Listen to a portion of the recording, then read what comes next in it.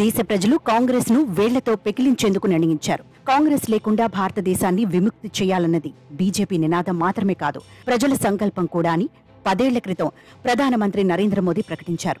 10 ఏళ్లుగా ఆయన అనేకసార్లు కాంగ్రెస్ విముక్త భారత్ గురించి మాట్లాడుతూనే వచ్చారు. కానీ 10 ఏళ్ల తర్వాత కూడా ఈ దేశం కాంగ్రెస్ పార్టీ నుంచి విముక్తం కాలేదు. లోక్సభలో కాంగ్రెస్ సంఖ్యాబలం 100కు చేరుకుంది. బీజేపీ బలం 240 సీట్లకు తగ్గిపోయింది.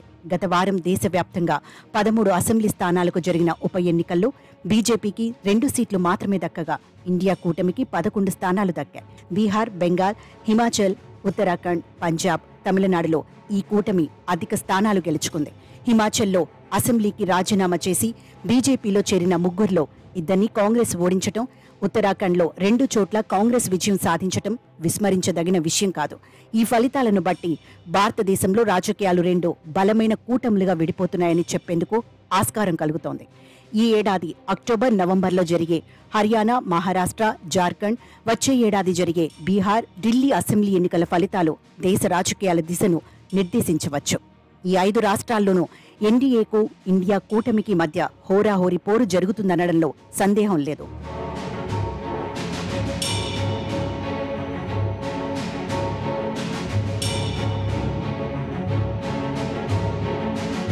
గత 2 సార్వత్రిక ఎన్నికలతో పోలిస్తే కాంగ్రెస్ సంఖ్యాబలం కొంత పెరగడాన్ని ప్రధానమంత్రి నరేంద్ర మోదీ విశ్లేషిస్తూ కాంగ్రెస్ పరాన్న జీవికానికి కొన్ని సీట్లను పెంచుకుందని అన్నారు.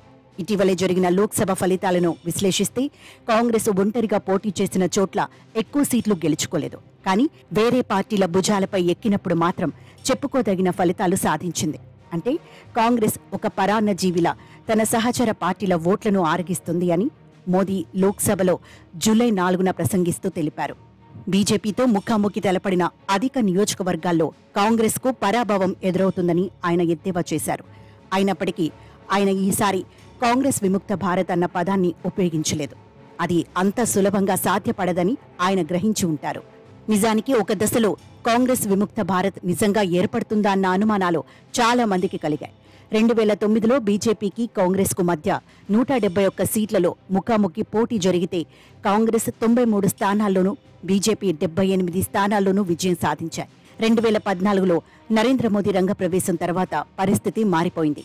ఈ ఎన్నికల్లో 189 స్థానాల్లో 2 పార్టీలు ముఖాముఖి తలపడ్డప్పుడు బీజేపీ 166 సీట్లు, కాంగ్రెస్ 23 సీట్లు గెలుచుకున్నాయి. 2019లో కాంగ్రెస్ పరిస్థితి మరింత దారుణంగా మారింది. బీజేపీ, కాంగ్రెస్ 190 సీట్లలో ముఖాముఖి తలపడితే బీజేపీకి 175, కాంగ్రెస్కు 15 దక్కాయి. కానీ 2004 ఎన్నికలు కాంగ్రెస్ పరిస్థితిలో కొంత మార్పు తీసుకువచ్చాయి. ఈసారి గత 3 ఎన్నికల్లో కంటే ఎక్కువ సీట్లలో కాంగ్రెస్ బీజేపీతో ముఖాముఖి తలపడింది. ఈ ఎన్నికల్లో 215 సీట్లలో బీజేపీకి, కాంగ్రెస్కు ముఖాముఖి పోటీ జరిగితే బీజేపీ 162 సీట్లు, కాంగ్రెస్ 53 సీట్లు గెలుచుకున్నాయి. బీజేపీతో ముఖాముఖి తలపడిన అత్యధిక సీట్లలో కాంగ్రెస్ ఓడిపోయి ఉండవచ్చు. కానీ గెలిచిన 100 సీట్లలో సగానికి పైగా సీట్లు బీజేపీ నుంచి దక్కించుకున్నవే అన్న విషయం గమనించాల్సి ఉంటుంది. మిగతా సీట్లు ఇతర పార్టీలతో కలిసి పోటీ చేయటం వల్ల సాధించుకున్నవే. అందువల్ల కాంగ్రెస్ను పూర్తిగా పరాన్నజీవి అనడానికి వీల్లేదు. అదే సమయంలో ఈ ఎన్నికల్లో భారతీయ జనతా పార్టీ కూడా కనీసం 15 నుండి 20 స్థానాలు మిత్రపక్షాలతో కలిసి పోటీ చేయటం వల్ల దక్కించుకున్నదనేది సత్యదూరం కాదు. అంతేకాక కొన్ని పార్టీలు కలిసి పోటీ చేసినప్పుడు పరస్పర ప్రయోజనాలు లేకపోతే అవి కూటమిగా పోటీ చేసే అవకాశాలు ఉండవన్న విషయం గమనించాలి. మహారాష్ట్ర, బీహార్, ఉత్తరప్రదేశ్లో అక్కడి స్థానిక పార్టీలు కాంగ్రెస్ను విస్మరించకపోవడానికి ఇదే కారణం.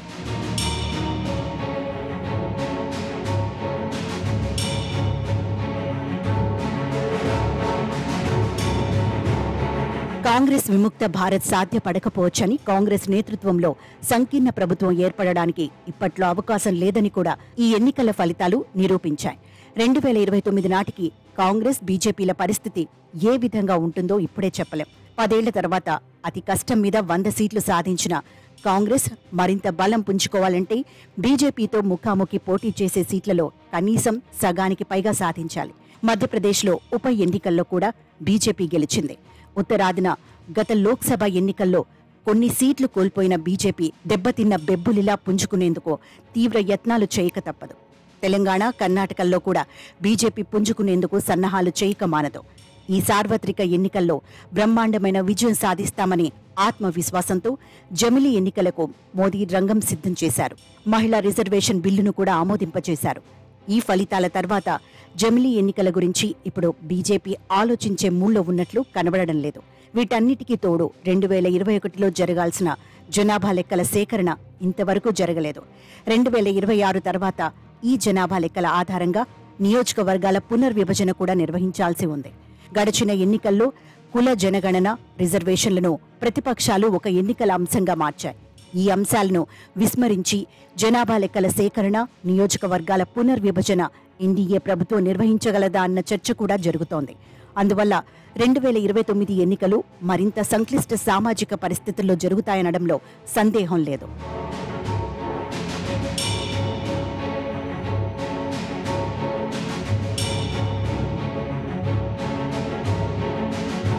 భారతదేశ రాజకీయాల్లో ఎన్నో పార్టీలు జన్మించి మటుమాయమైపోయాయి. ఒకప్పుడు దేశ రాజకీయాల్లో కీలక పాత్ర పోషించిన స్వతంత్ర పార్టీ ఇప్పుడెక్కడుంది?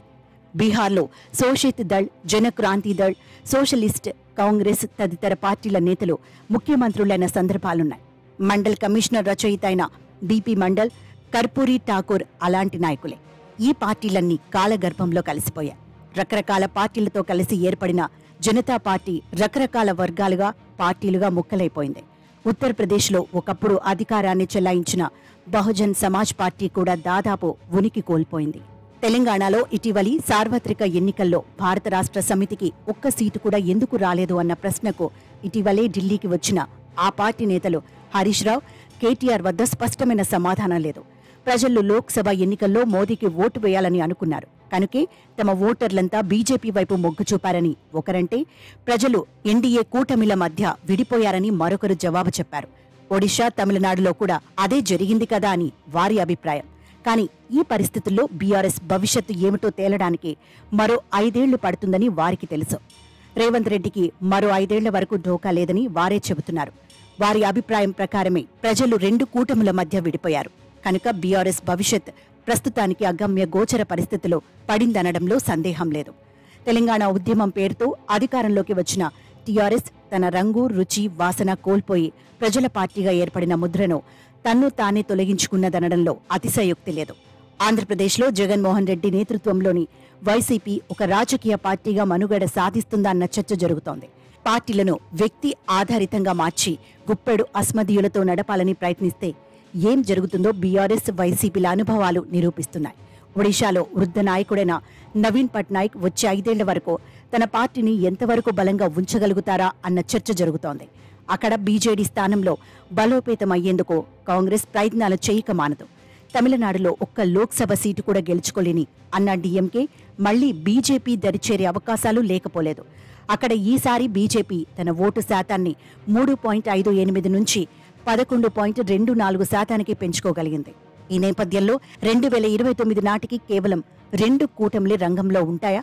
ఈ కూటములలో లేని పార్టీలు అదృశ్యమవుతాయా అన్న చర్చ జరుగుతోంది.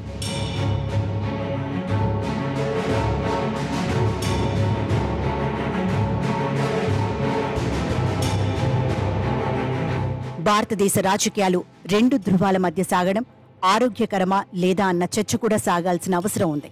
కానీ ఒకే పార్టీకి అధికారం అప్పచెప్పడం కన్నా ఒక కూటమి అధికారం నిర్వహించడం ఎప్పుడైనా ఆరోగ్యకరమే. ఈ 2 ధృవాలు లేదా కూటములో ఆర్థిక, సామాజిక, విదేశాంగ విధానాల్లో సైద్ధాంతిక స్పష్టత నేర్పరచుకొని ప్రజల ముందుకు వెళ్లడం ఇంకా అవసరం.